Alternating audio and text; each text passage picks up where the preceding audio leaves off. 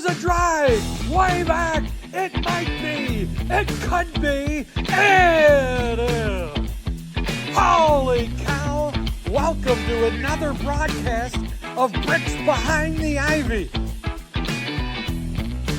Hey, Cub fans, welcome to another episode of Bricks Behind the Ivy. Thank you so much to our awesome sponsors, Wrigleyville Sports, the best sports store in Wrigleyville, and Yagi Road Roasting Company, based in Valparaiso, Indiana, serving cups of coffee just as special as the moments you drink them in.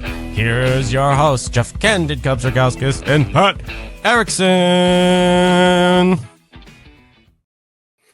Hey, Cub fans. Wow. Welcome to Bricks Behind the Lively, as we are live tonight post a super exciting walk-off victory by our beloved Cubbies and everybody's favorite baseball player, Mr. Justin Turner, delivering in the clutch. Pat, how the hell are you doing after such an exciting end to that game? Time. Yeah, crack that bad boy open. I'm going to join you as well, except I'm going to have some root beer because I'm a square. Buddy. Wow. That was unbelievable. Yeah. Excuse me. What a game, though. I mean, I thought that long ball was going to bite us, from Stowers and Norby earlier on. But this right here, and Jeff, you and I have been talking about this even since the preseason, and it's coming to fruition now. The perseverance and tenacity of this ball club with the never give up and always go to the very last out is showing. And tonight, my goodness, what an unbelievable ending. It was funny. You had Bruhan running like a man possessed, Nico running around screaming already, knowing that the run was going to score. I mean, that ball couldn't have been hit in a perfect spot by Turner. So all around, big ball game. Good job. I mean, it's nuts. We just had, and if you haven't listened to it yet, we just had Mr. Cole Wright on this week's Bricks Behind the Ivy doing a 25% of the season. It was 23%, as I say, as my nerd alert in the middle of the episode. It just reviewing the Cubs, and we had mentioned in that episode that we hadn't seen an extra base hit from Justin Turner yet. Right. And here's the episode that I'm talking about. Justin Turner obviously getting a lot of flack. He's a guy that, when you see people behind the fastball and stuff, and you look at his bat speed and such as, ranking, among the worst in baseball. He's 40 years old, which, I mean, good for him, like being able to continue to do this at 40. Oh, absolutely. But the guy has not been what we wanted. It's been, mildly frustrating situation for Cub fans to watch him play. And, you got to think that Ballesteros gets the call because they didn't want to give a ton of run to Justin Turner, the DH, and, have an option. And here he comes in late in this game to play third base and delivers a big hit. What an awesome moment. I love when, veterans produce like that. It's just, what they can do for the team, what they do for the squad. It's so awesome. You're leading. You're leading by example. And this is what they always teach. I mean, they teach you that lessons in life, but you're leading by example. You can be a great leader in the clubhouse and talk a good game and everything else. But with this team, they're also taking that and they're showing it on the field. They're showing these young kids and the fans and everybody else in Cub Nation of how it's done. And I mean, it's been awesome. And speaking of blast from the past, my watch just went off. Here's another blast from the past. Javi Baez had 2 homers tonight and just blasted a 3-run to beat the Red Sox in the 11th. So Good to see old Javi getting a little bit of the magic back. But yeah, what a game tonight. They've been playing a lot of small ball, the get on, get around, get in. But tonight it definitely paid off, and let's just keep this train rolling. Yeah, I think honestly that this game had a very similar feeling, and it's a weird comparison, but it had a similar feeling to some of those like White Sox games last year where they went down, necessarily go down on Monday night, and they weren't getting their butts whipped tonight, but the offense didn't come out swinging. They didn't look great versus pitching that isn't on the top end of the tier, not one that you're looking at that that person that you're facing, that you're not shaking in your boots. But I mean, that's kind of been the story of the Cubs offense in May. It just has not been the same productive group, but Kyle Tucker has, gone through a little bit of a cold stretch this month. Yeah. Happ obviously being hurt. Seiya Suzuki had a pretty tough stretch.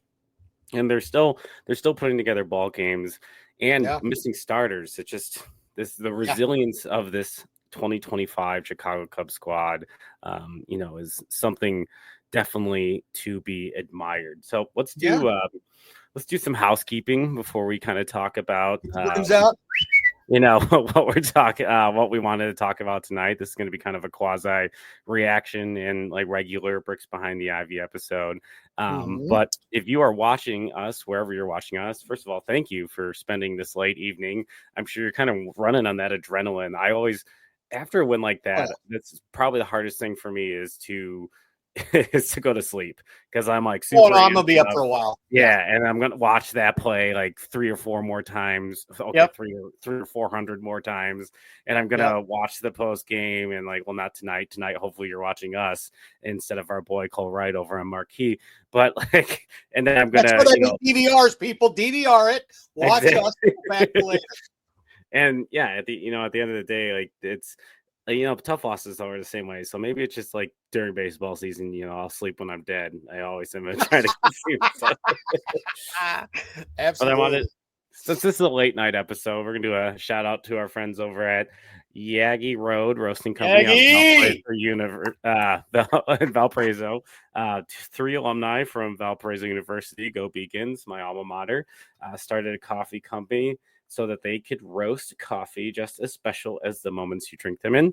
Hopefully, at some point this year, we will get them to partner with us on a Bricks Behind the Ivy roast. So make sure you're using the link in the description of this podcast if you're listening tomorrow, or on our YouTube page, and order coffee from them.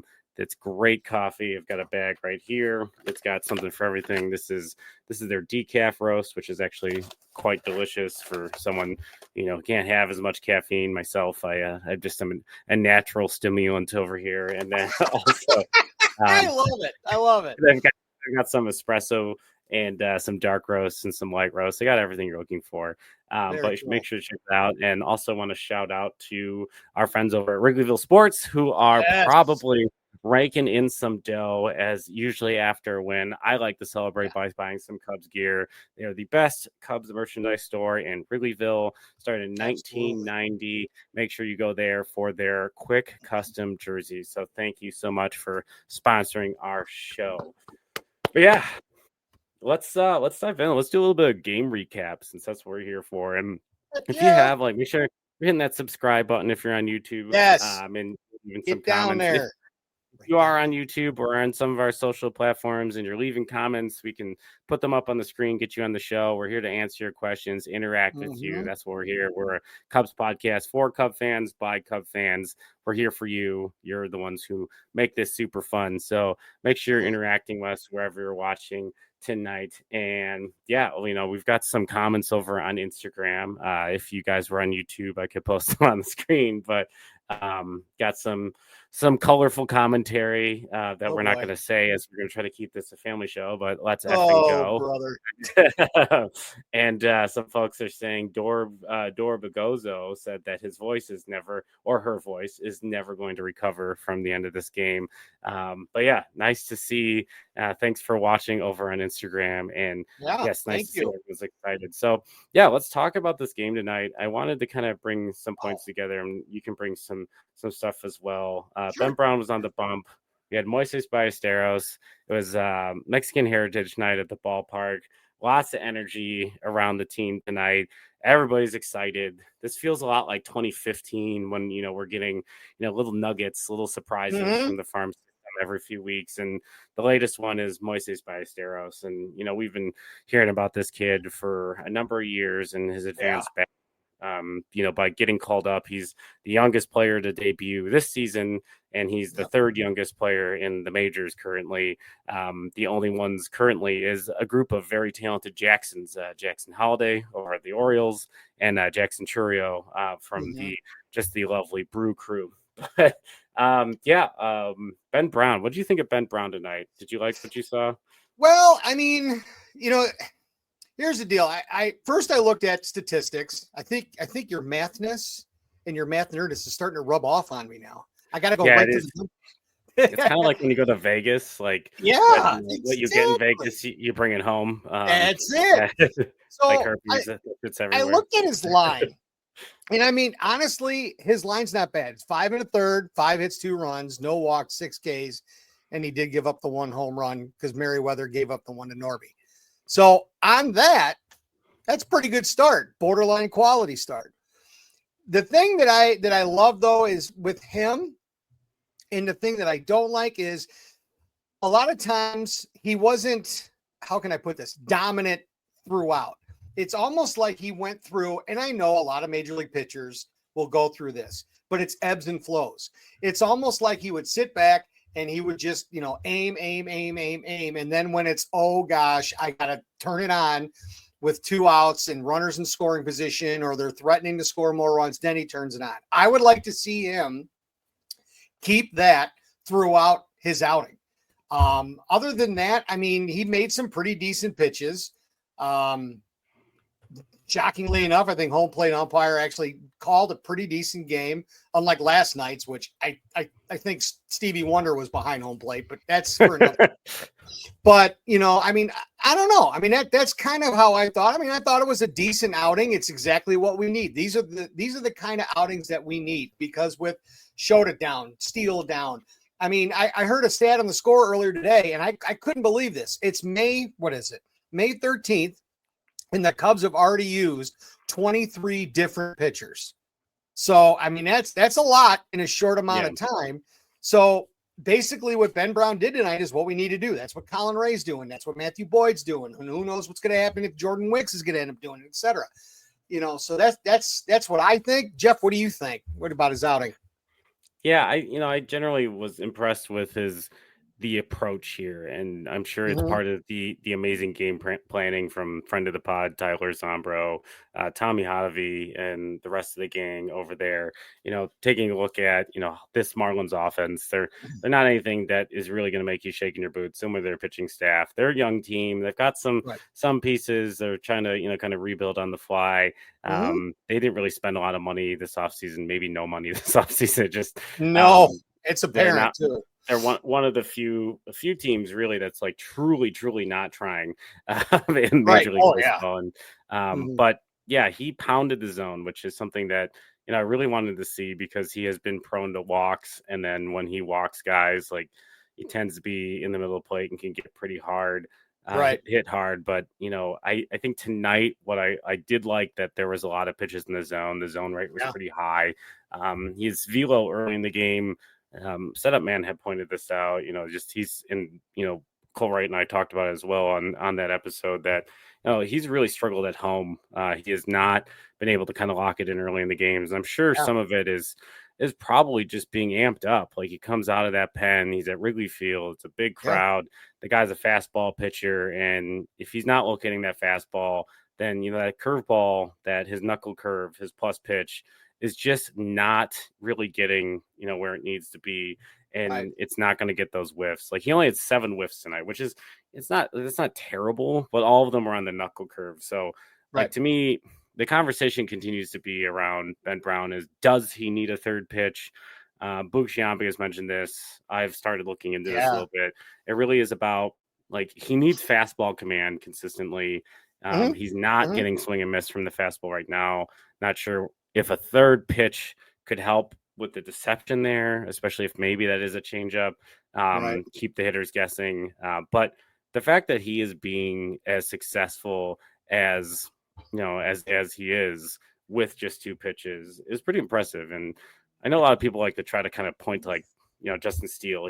Justin Steele's not a 2-pitch pitcher. He's a guy who, like, uses his pitches and kind of manipulates the grips and the speeds. So it's not truly 2 pitches, where, like, Ben Brown is 2 pitches. Like, that is like, it's not like up for debate. And at at this time, like last year, his fastball was grading on a run value at +4, and this year he's breaking even on his fastball, and he's actually a -3 on his curveball. So there really needs to be a little bit of an adjustment there. And there needs to be more swing and miss. But I mean, this is a step in the right direction. Like, pound the zone versus a team that can't slug, make them hit you. And he did that tonight. And I wish he would have gotten out of the 6th inning, and we wouldn't have needed to go to the bullpen, which I felt, considering I would say was the B squad tonight in the bullpen. They were really damn solid. They did good. I mean, besides Merriweather giving up the dong, I mean, they did actually, pretty doggone good, and the other good thing with Brown tonight is him getting having a decent outing at home. He's been struggling at home this year. He's been dynamite on the road, but at home this year, not so much, so it was good. I mean, this is obviously, until we get Shota back, this is the life we're going to have to lead. This is what we're going to have to deal with, is that this starters getting plugged in here and there. I mean, who knows if Pomerantz is even going to start a game, but yeah, I mean, I agree. And I do agree with the point too, that you made about maybe a third pitch just being a deceiving pitch to kind of throw him off a little bit. And that could be the case. I don't know if Javi's going to look into doing something like that, but we'll see. We'll see. Oh, and by the way, Nick, I saw your comment. You can get Jeff's lovely hat right there and all your Cub needs at Wrigleyville Sports. Look no further. Stop by today. Maybe I'll have to take you down there, buddy. Here we go. Yeah, I think, hello to the heir apparent to the Erickson clan, Mr. Nick Erickson. Thanks for plugging in. I know you've been our research team on other episodes, so thanks for your support all the way down for the University of Georgia. Go Dogs. There you go. I hope you're studying. I won't tell your dad if you're not. No, he's actually home. He's done. Okay. He's already home. So if you want, you'll be able to tune in and see him over at the Kane County Cougars this summer. So come on out to the ballpark. Heck, I'm even working there. So there you go. Oh, God help us all. But yeah.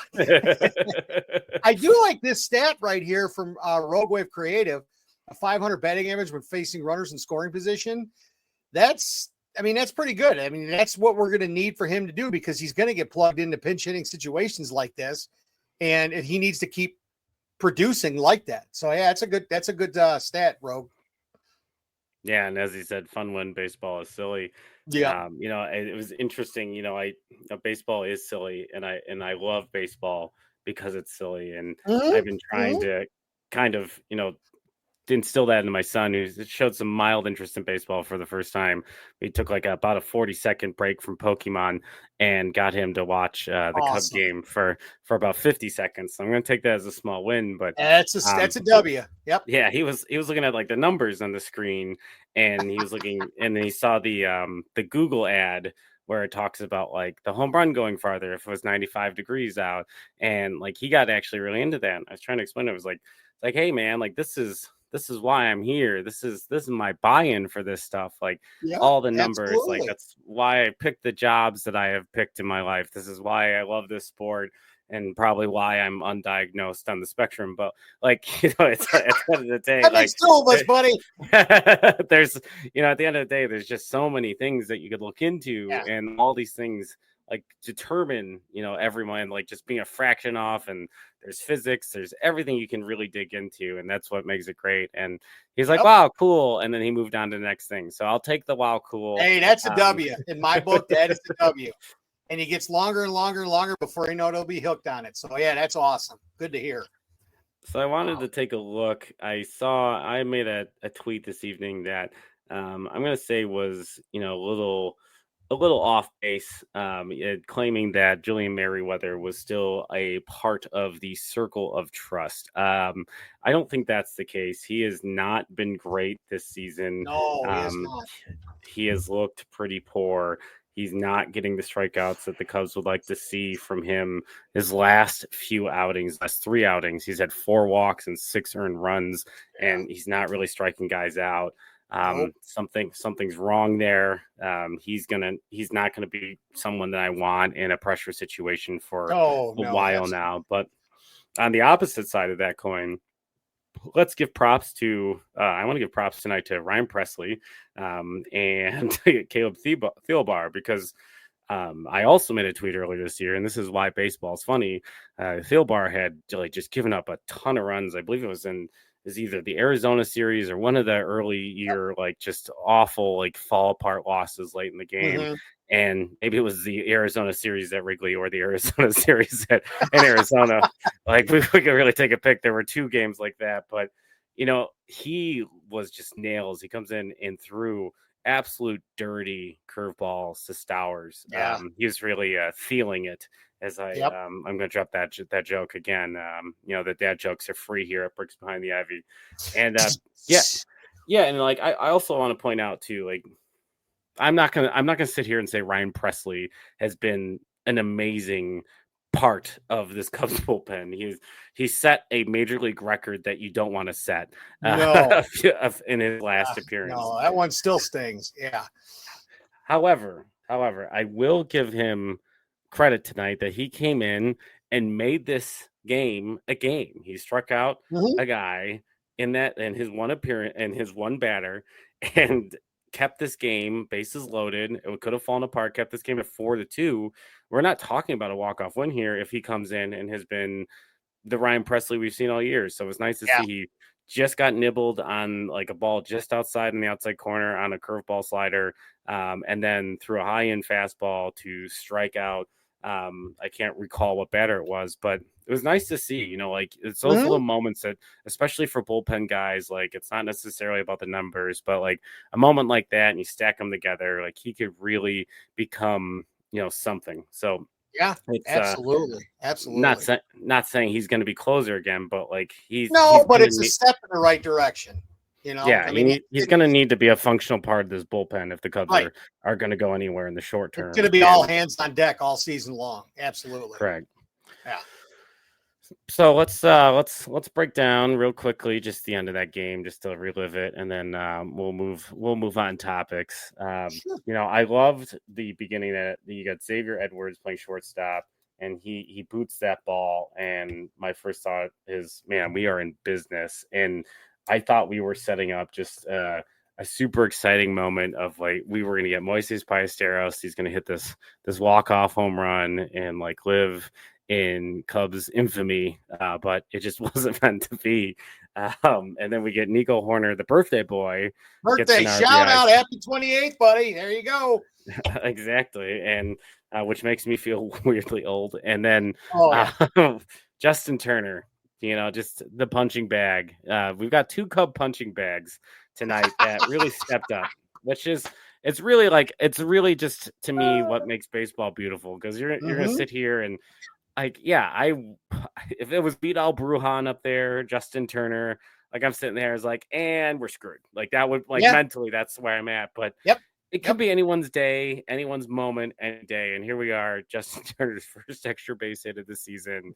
You got Nico basically laughing and smiling, turning that corner at third base, scoring the winning run, and the Cubs walk off and win and clinch this series already in what is a very important 21 game stretch versus teams that are under 500. This is what we need to do. We need to keep winning series. If you keep winning series, we're going to be all right. That's exactly what needs to keep on happening.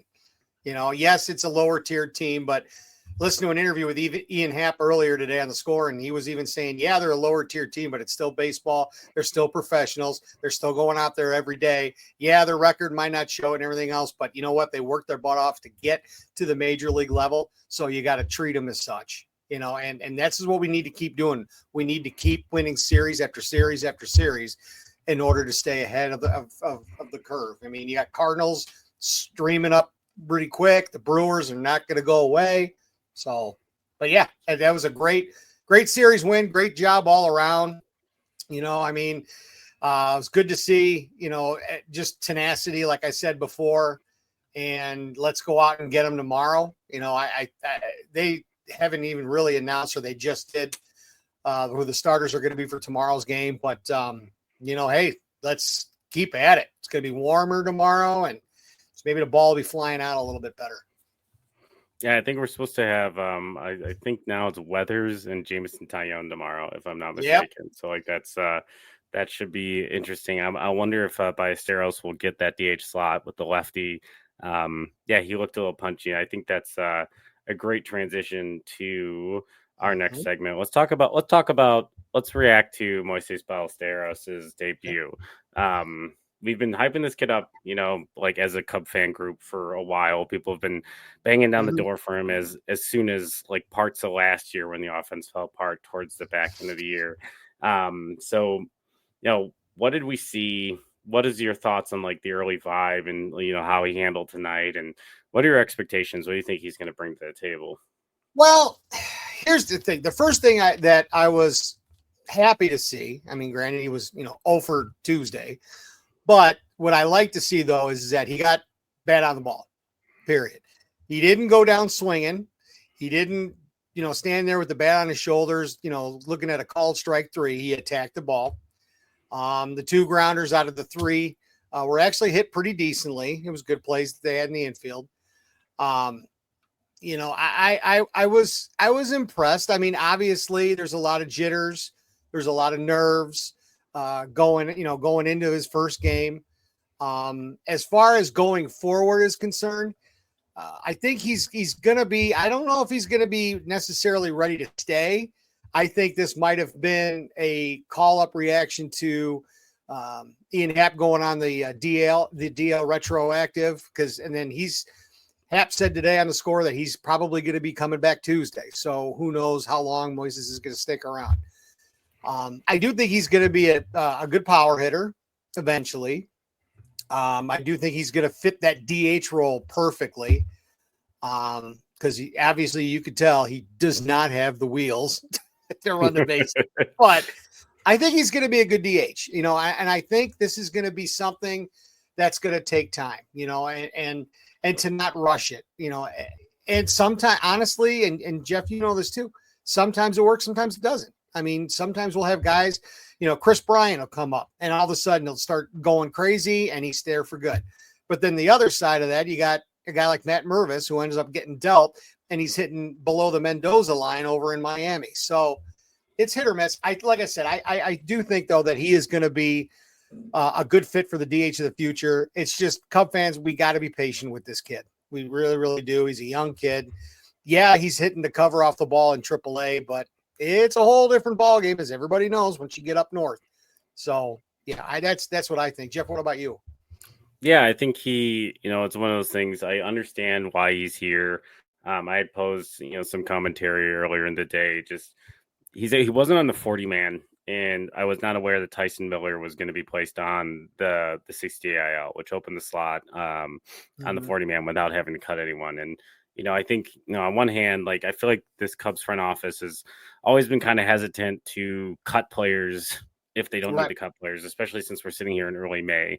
But like they're also like the Kyle Tucker trade is an indication, the commentary about them being aggressive and really serious about winning. Like calling up Ballesteros is we're serious about winning. Like we see this important moment, this later part of the schedule, and we need a bat, especially if Ian Happ is going to miss some time. Obliques can be, kind of challenging in regards to recovery time. So yeah, I think I appreciate that.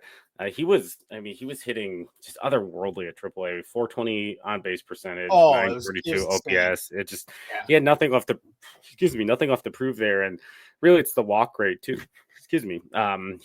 He had walked 12 times, only struck out 16 times. It was until this past week he had more walks than strikeouts. So about 10% walk rate, 10% K rate. So this guy is like succeeded everywhere he went. Yeah, it's a small sample size. He didn't really hit the bejesus out of the ball tonight, and he had some opportunities, and maybe the moment got too big, and he needs to understand like who he is and find his pace at this game. But yeah, I mean, he didn't strike out. He didn't look foolish at the dish. Maybe he swung and made contact. He seems to be able to make really good contact at pitches that he didn't necessarily need to swing at. So I don't have a ton of expectations. Unless he really starts rolling, I don't see a world where he stays up here if Happ comes back and is healthy. I think this is a really nice cup of coffee, and hopefully, if there's an opportunity, these are one of those situations where it's like it's fun, but I'd rather have Ian Happ right now based on, what he brings to this lineup. I'm not loving PCA at leadoff. Like, it's especially in front of like Kyle Tucker. Like, Kyle Tucker is a power hitter. Like, you don't want PCA running in front of Tucker and like distracting Tucker from doing his thing. And he's a lefty, and it just it's just the whole situation doesn't work well. Where like Pepper is taking a bunch of pitches, getting on base, like really setting Tucker up and what he's going to see. But I thought we'd play a little fun comparison to some of the players from the last core as we're sitting here and just talking about how certain players from the core, I only pulled 3 of them, did in their debuts, just to kind of set. And I did this before the game just to see. I'm like, all right, well, these guys went on to have really good Cub careers, but their debut games either were really good or really bad. And what did it indicate in that moment? And the answer is nothing. It doesn't mean anything. Because it's one game. We're gonna start with Chris Bryant. This was April 17th, 2015. I was at this game. I took off of work. I got tickets. I went to this game. Super excited. And he was 0 for 4 with 3 strikeouts. And I think there was I was tracking at one point in 2015 when I still had season tickets when I went to the game. Like Bryant had gone hitless in like 25 at bats with he was struggling with like 20 strikeouts in the games that I attended, and like I was so excited to see this guy play, and I just never saw him succeed. And he was doing all the good stuff when I wasn't there. But I mean, like obviously he went on to win the Rookie of the Year, and then the next he did year, all right. The MVP, like he went on to be fine. Obviously, he's going through a tough moment, which sucks to see, right now. But I'm gonna quiz you on this one and see if you recall his debut. Javier Baez debuted in 2014. Do you remember who he was facing? Oh gosh, I am drawing a blank. That was the Rockies. He was promoted, went out to Colorado back when they were doing a lot of those like road, like Theo was really into debuting rookies on the road. Like that was that was his thing. Yeah, like that, like no one ever debuted at Wrigley. And he had an interesting debut, and the game ended in an interesting way. It was August 15th of 2014. He was 1 for 6 in that game because the Cubs ended up winning on a game-winning home run that he hit in the 12th inning. His one hit was a home run. It was the game winner. It was at opposite field at Coors. So pretty cool, but 1 for 6, 3 Ks. Not exactly like, busting the door down, but exactly what we expected Baez to be. He was striking out a lot, but he had a ton of power and athleticism. So yeah, he brought it. The last one I've got is the one that got away, the one that still annoys the crap out of me every time it comes up. Kyle Schwarber. Schwarbino. All right. Let him go. Cougar himself. Yep. Yeah. Letting go Kyle Schwarber for $8 million is one of the dumbest things this organization. Yeah. Like that just still stings. Yep. Yeah. He was on a 45 game on base streak as of recently. Just like it would have been great in this lineup, like lefty power, gets on base. But I digress. I did not recall this. I do remember him debuting on the road. For some reason, I thought it was Cincinnati. I was correct on Ohio. He debuted versus the Indians. Well, then Indians, now Guardians, and it was June 18th of 2015. So, in the span of 2 months, we got Chris Bryant and Kyle Schwarber in 2015. Which, this season, like, is starting in a weird way, starting to feel like 2015. It is. These guys, getting called up and getting their cups of coffee, and but at the end of the day, he was 2 for 4, and he had a ding dong in that game, and he had a really nice set of games in Cleveland, and he kind of ended up sticking with the roster a little bit more than I think they expected, and they started having conversations about his positional fit, and which led to him having a little bit of a transformation and having him try to play outfield in 2016, which led to him crashing into Dexter Fowler, destroying his knee, and coming back as the Schwarbino in the Great 16 World Series, and where it finally happened. But like I said, what does this mean? What do these debuts mean? And what does Moises Ballesteros 0 for 4 debut mean? absolutely nothing A because Yeah. these guys have had thousands of at-bats since and have put together, pretty solid careers. And once your first But game gotta is be out of the patient. way, yeah, Yep. we know nothing. Like, you don't really know anything about a player until like 200 at-bats. And at Tell that ya. point, like, they try to make adjustments. Yep. I have one more question for you Talk to from me. a fan of the show. What are the best mozzarella sticks? Well, Brandon, you know doggone well with the best mozzarella sticks. That'd be fourth base up in Milwaukee, Wisconsin. Yeah, it's over by those dreaded Brewers, but yep, you got to go over there. I know, but you got to go over there. CJ does a great job.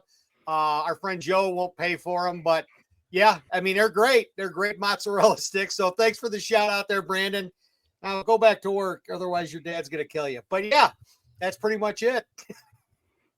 Yeah, we've got the Bricks and Ivy over on Instagram talking about high vibes as well, which is awesome to see. Yep. Yeah, I think so.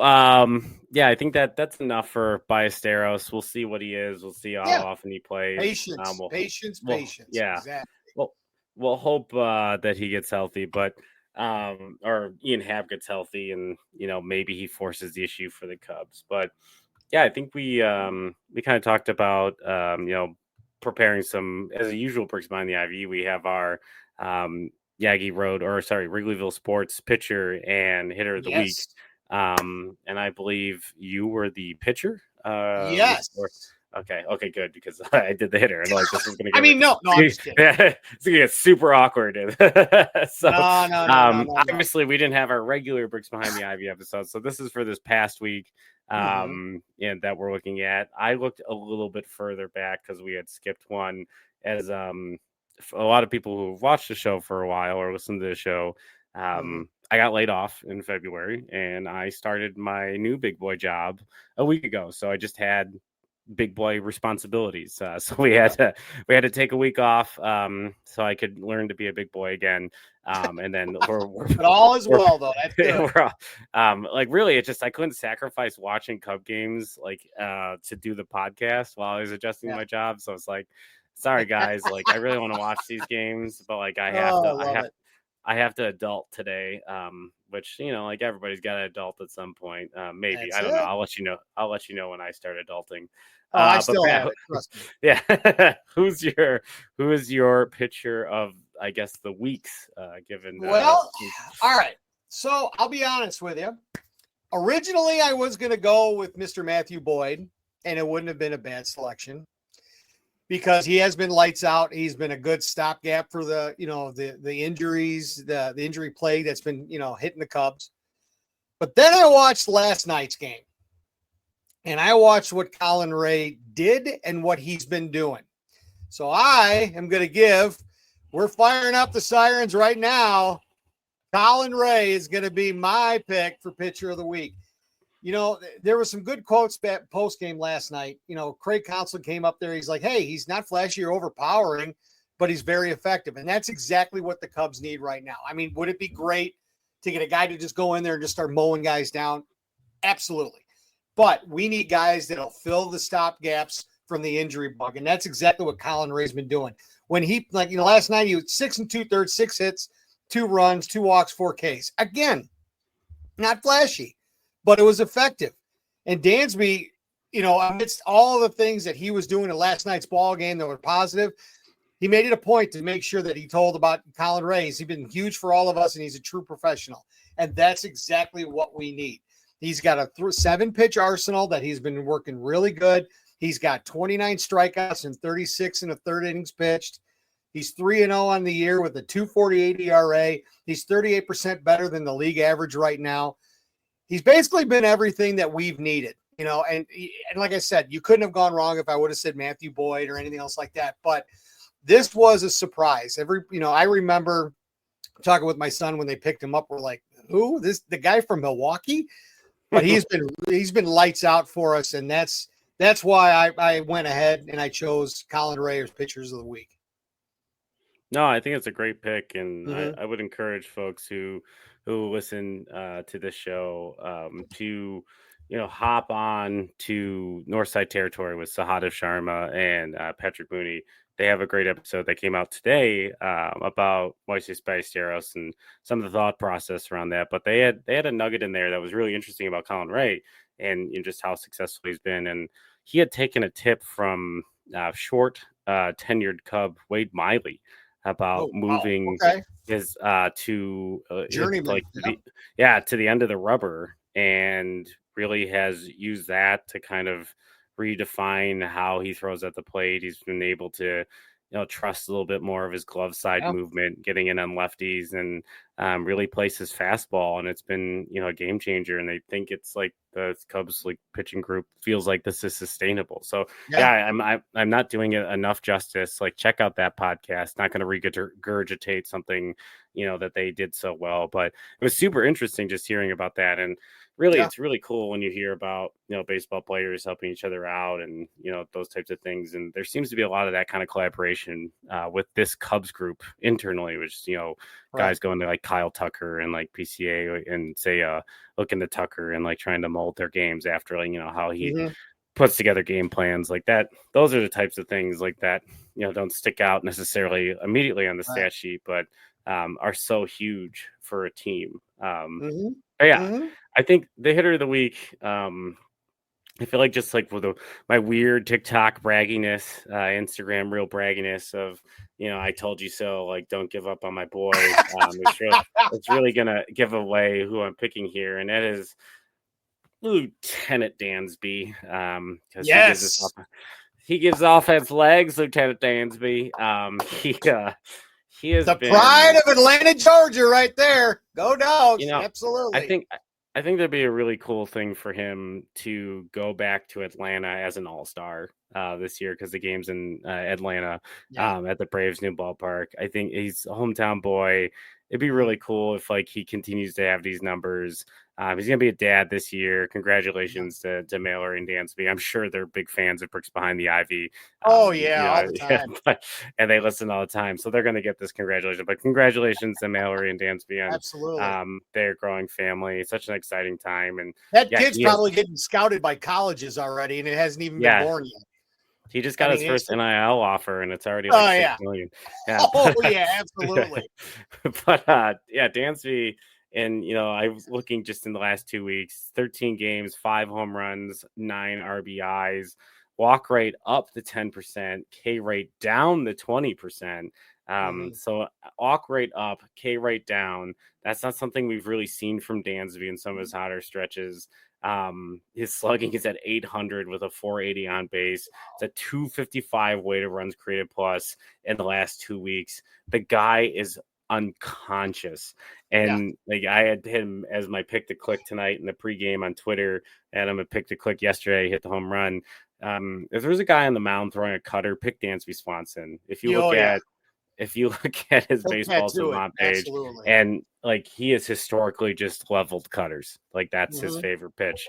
If you're gonna go if you're gonna see a sinker guy on the mound, sinker slider especially, don't bet anything on Dansby Swanson. That is a pitch he continues to struggle with, but cutters, that is his forte. And he's just been, I'm hoping some of this walk rate, some of the swing selection, I hope it's here to stay, and that it kind of really levels off Dansby, because Rogue Wig Creative, I see you, and we're going to put you up here. He is, when he is hot, he is hot. He has historically been a very, very streaky hitter.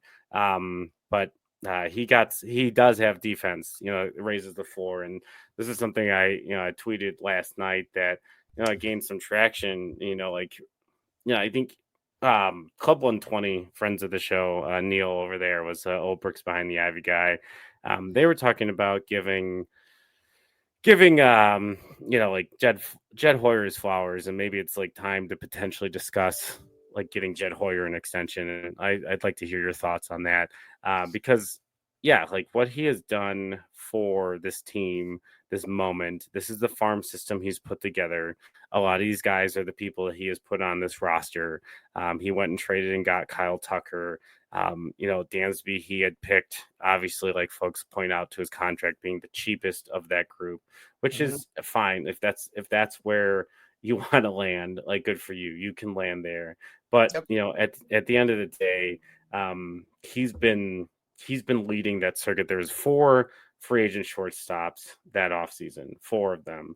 It was Bogarts, Trey Turner, Carlos Correa, and then Dansby. And Dansby was the one that was picked. And he, like, if the Cubs really thought they needed to solidify shortstop, and you look at the numbers in the last since 2022, the start of the 2023 season after they started, just by WAR, Dansby Swanson's at 10.3, Trey Turner 7.5, Xander Bogaerts 5.9, and Carlos Correa 5.3. So like his defensive floor makes him so valuable.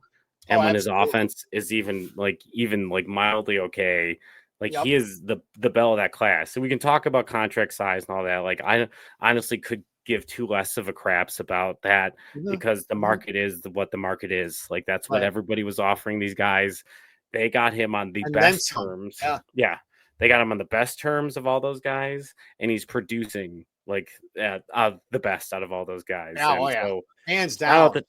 Shout out to Jed Hoyer for watching literally every one of his defensive plays on his computer during like COVID times to really hone in on this guy being the guy he wanted. And I made the point to someone earlier today that we don't appreciate Dansby defensively because he makes things. It's like how PCA is made center field boring in such a fun way. Like there's so many plays he makes it look routine, just like Dansby. Yeah, absolutely, exactly. Both those guys. So like won't be until some of these guys leave that you're gonna go, holy crap, that guy was really good. It's like Anthony Rizzo at first base. Like good first baseman. You don't celebrate because you don't really notice them. But like you really notice a bad one. Like that's like you really notice a bad one. Absolutely. Yeah, it's interesting, but let's circle back on the point that I was making there, and a shout out to Cub 120 and their show, and bring this kind of onto my radar. Do you think Jed Hoyer is entering a extension conversation, this being his walk year? Well, I mean, the proof is going to be in the pudding. I mean, obviously, I think first and foremost, right now it's looking good, just based upon the performance and the product that's on the field right now. He really can't, at this point, seem like he can do no wrong. He has been able to plug some holes where needed. He's been able to rebuild and restaff up and rebulk up the minor league system to where I believe we're in the top 10 again. But I think it's, like I said, I think it's going to be 2 things. 1, it's going to be performance on the field if we can keep this. And 2, and this, again, this is just my opinion, it's all going to depend if Kyle Tucker gets re-signed. And I think that if he does not get a contract and or PCA get the contracts needed, then it's obviously it's going to look bad for Ricketts and it's going to look bad for Hoyer. And that's just the nature of the beast. That's just how the chopping block goes. But if I was a gambling man right now, I would say yes. I don't think it's going to be as long of an extension as some Cub fans and some, people think. But I do think he still has a lot to offer. I think he's still diligently working every day to try to keep plugging those holes. I hope to God he's looking for another starter, hopefully to acquire by the trade deadline, if not sooner. But yeah, I think so, but it's going to be the proofs in the pudding on the field. And if we get Tucker to re-sign, that's my opinion. If both of those things happen, no brainer, but we just don't know. Obviously, I mean, it's May 13th, so we'll see. Yeah, I think that's kind of where I sit too. I think, make the playoffs, get Kyle Tucker. I think there's, God, I hate that. I promised we wouldn't talk about money or ownership issues once baseball games were there to talk about. But like, I think there might be other factors at play on whether or not Jed Hoyer is able to land Kyle Tucker. And like that is irritating. It's, I know there's been some rumblings of like David Kaplan and, some connected sources saying that the Cubs are willing to go wherever it takes, whatever it takes to get Kyle Tucker. And then there's the tampering of the Dodgers already licking their lips and saying that they're going to do whatever it takes if he makes free agency. They're waiting. Yeah, exactly. It's like it makes sense. I know a lot of people are gonna like sit and bang the drums. Like, yeah, the Dodgers have a ludicrous roster, but if you look at their payroll and how Shohei Ohtani's contract is structured, he's making nickels for the next few years. Deferred. All deferred. But like, yes, there is the money that is penalized for like how the CBT is calculated. It's calculated by AAV. So the tax is what they're paying as the penalty on that AAV. Right. However, like for actual liquid money, they do have a lot of room. They do have room, and they make billions of dollars, not billions, but they make close to $1 billion in that TV deal. They're making a ton of revenue by selling tickets.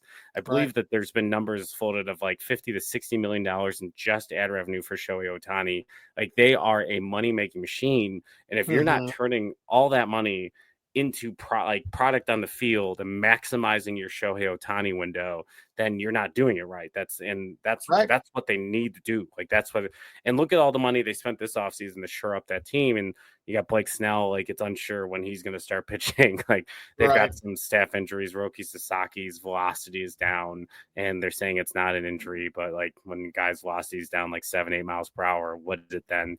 There's Yamamoto's looked amazing this year. I believe he's still a sub 1 or a 1 ERA. But like they still have problems. They still have injuries, just like every other baseball team. Right. They're just when their injuries are, it's a star player going down because their whole team is freaking star players. No, it's top to bottom. Absolutely. Absolutely. But yeah, it'll be interesting to see how this progresses. And I'm curious, like, does a Kyle Tucker extension? And this will be the last question tonight. Does a Kyle Tucker extension happen first, and then you extend Jed Hoyer, or do you extend Jed Hoyer because he can get you want him to get the Kyle Tucker extension? I think it's going to be Tucker first. Honestly, I really do, because of one, if you get that done, then it's because of all the hard work of Jed. Jed will be rewarded. Two, it's all about a budget. It's all about allocating funds. And when you allocate whatever dollar amount it's going to be to Tucker, then you'll be able to figure out, all right, what are we going to pay Jed? You know what I mean? And it's dollars and cents. Ricketts has shown time and time again that he's all about the dollars and cents and the whole breaking even. And I don't even want to go into that, but it's all about the budget, and it's all about what we're going to do. And that's why I think personally, it's going to be, let's get Tucker on the books. Who knows if it's going to be then PCA, then Jed, or if it's going to be Jed, then PCA. Who knows how that's going to go? But I think it's going to be Tucker. Then you're looking at Jed for an extension. Yeah, I think that's fair. It's a weird moment. It's a tough moment. It is. They have some decisions to make, but let's focus on the positive right now. Talk to me. The Chicago Cubs won another game this evening. They won it with a Justin Turner walk-off. I do have some, leftover. I had promised on Sunday's episode, I had done a contest over on Instagram, guessing,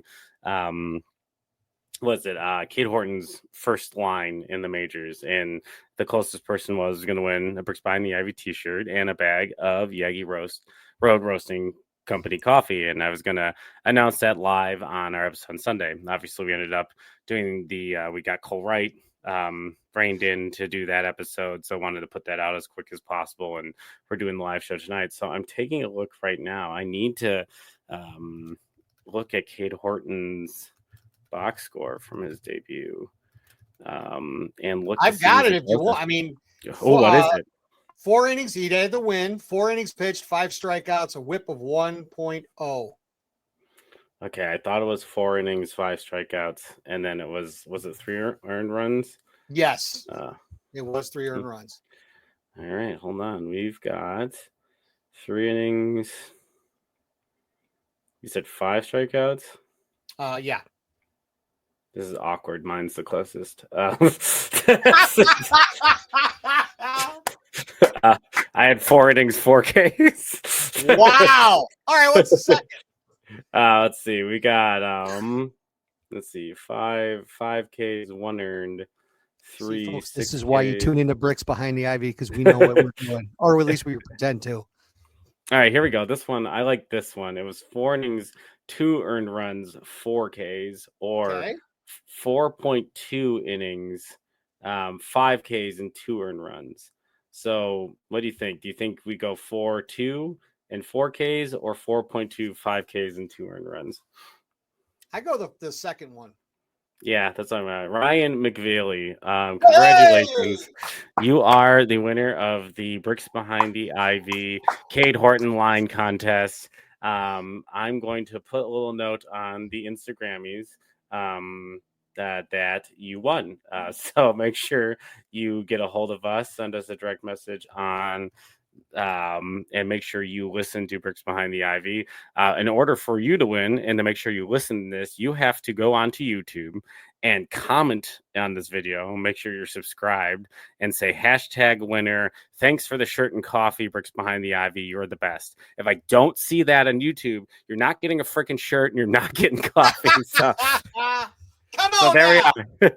Come on down. It's like Gary McGuire. Sure... Help me, help you. Yeah, exactly. So you have your assignment. Come over here, do the thing, and you get coffee from Yagi Road Roasting, which is freaking delicious. And you get a Bricks Behind the Ivy t-shirt that is going to have this beautiful logo on it. You're welcome. And Pat, I think we're gonna, as I like to end these shows in a hostage situation, we're gonna let the nice people go. Do you have any final thoughts for the folks before they go? No, let's keep this train rolling. And I tell you what, guess who's coming to the north side? The White Sox. It's interesting. I don't want to have this conversation now because I said we were gonna go, but I think it'd be an interesting thing to talk about this weekend is, should we care about Cubs White Sox anymore? Oh, you know what?